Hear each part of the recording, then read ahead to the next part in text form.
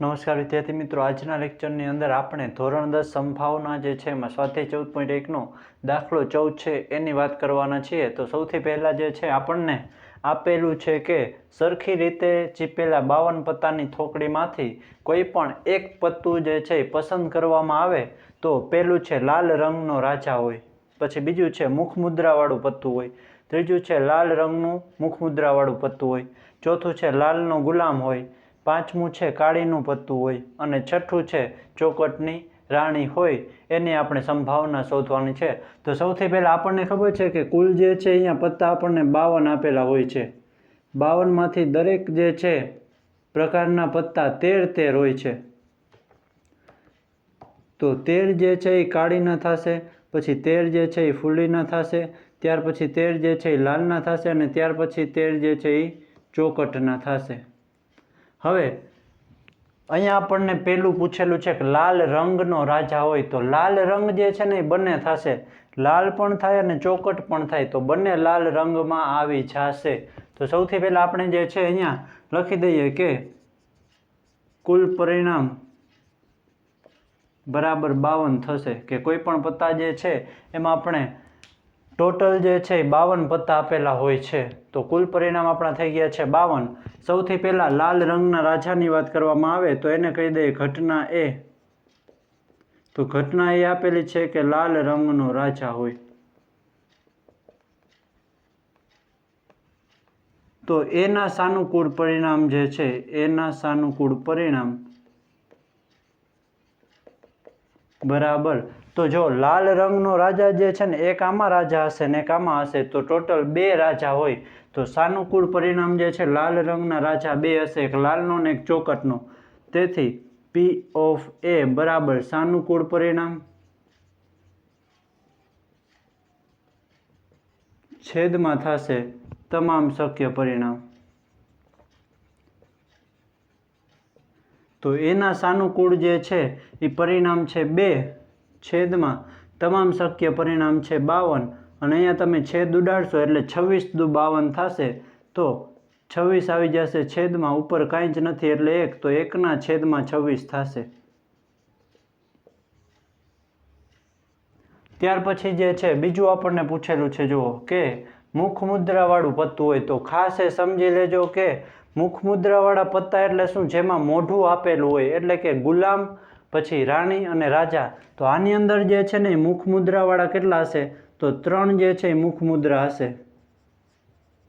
પછી ફૂલીની અંદર પણ 3 હશે, લાલની અંદર પણ 3 હશે અને ચોકટની અંદર પણ 3 હશે। તો મુખમુદ્રાના જે પત્તા હોય એ બધામાં હશે 3, 3, 3 અને 3। તો આપણે એને કહી દઈએ ઘટના બી, બરાબર છે। તો ઘટના બી જે છે કે મુખમુદ્રાવાળું પત્તું હોય,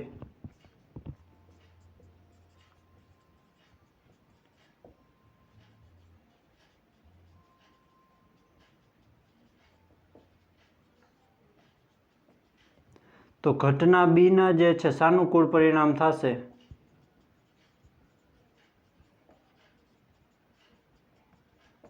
તો મુખમુદ્રાવાળા પત્તા ટોટલ કેટલા થશે, તો 3, 3, 6, 3, 9 અને 3, 12 થશે કુલ।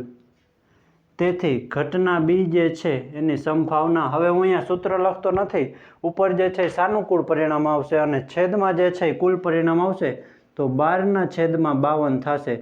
તો 12 એટલે આપણે લખી શકીએ 4 તરી 12 અને અહીંયા 13 ચોક 52 લખી શકીએ, તો 13, 13 જે છે એ ઉડી જાય એટલે 3ના છેદમાં 13 આવશે। તો બી જે છે એની સંભાવના આવશે 3ના છેદમાં 13। ત્યાર પછી જે છે આપણને ત્રીજો જે છે કે લાલ રંગનું મુખમુદ્રાવાળું પત્તું હોય, તો એને આપણે ઘટના જે છે એ સી કહી દઈએ।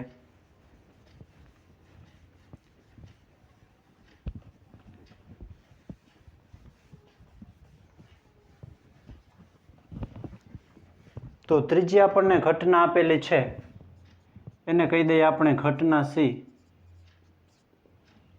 લાલ રંગનું મુખમુદ્રાવાળું હોય।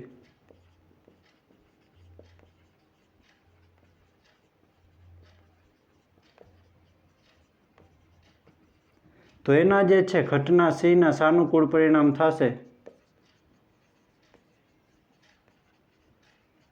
હવે જો લાલ રંગ જે છે ને એ બે હોય, લાલય લાલ રંગ છે, ચોકટય લાલ રંગ છે, તો એમાં મુખ મુદ્રાવાળા પત્તા 3 અને 3 6 હશે, તો એનું પરિણામ જે છે સાનુકૂળ 6 થશે. તેથી P of C ઘટના C જે છે એમાં સાનુકૂળ પરિણામ 6, છેદમાં આવશે કુલ પરિણામ 52. તો અહીંયા ભાગ પડશે 3 દુ 6 અને 26 દુ 52, તો ઉપર નીચે 2 2 જે છે ઉડી જશે, તો 3/26 આવશે. તો P of C મળવાની સંભાવના થશે 3/26. હવે તમારે આ જ રીતે જે છે એમાં લખવાનું છે, પણ હવે હું જે છે ડાયરેક્ટ કરી દઉં છું, કારણ કે આપણે જે છે બધેમાં એક રીતથી જ કરવાનું છે. તો તમે અહીંયા ચોથામાં ઘટના D લખી દેજો કે લાલનો ગુલામ હોય. હવે લાલનો ગુલામ જે છે ને, તો લાલની અંદર ગુલામ એક જ હોય, તો લાલનો ગુલામ મળવાની સંભાવના જે છે એમાં P of D બરાબર થશે 1/52. ત્યાર પછી જે છે જો આપણે પાંચમાની વાત કરવામાં આવે તો કાળીનું પત્તું હોય, તો એને કહી દઈએ ઘટના જે છે E, તો P of E, તો ઉપર આવશે સાનુકૂળ પરિણામ. કાળીના પત્તા જે છે કેટલા હોય, તો કે કાળીના પત્તા 13 હોય, તો 13/છેદમાં થશે 52. તો અહીંયા છેદ ઉડી જાય, 13 ચોક 52, એટલે ઉપર કાંઈ જ નથી તો 1, તો એ આવશે 1/4.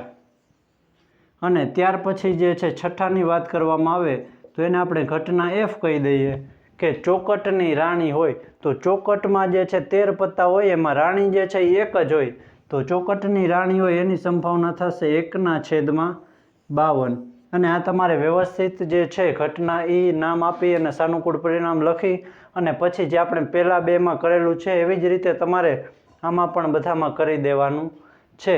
તો બહુ જ એવો સરળ દાખલો છે અને બધા જે છે એક જ રીતે દાખલા ગણવાના છે. તો અહીંયા આપણો 14મો દાખલો જે છે એ પૂરો થાય છે.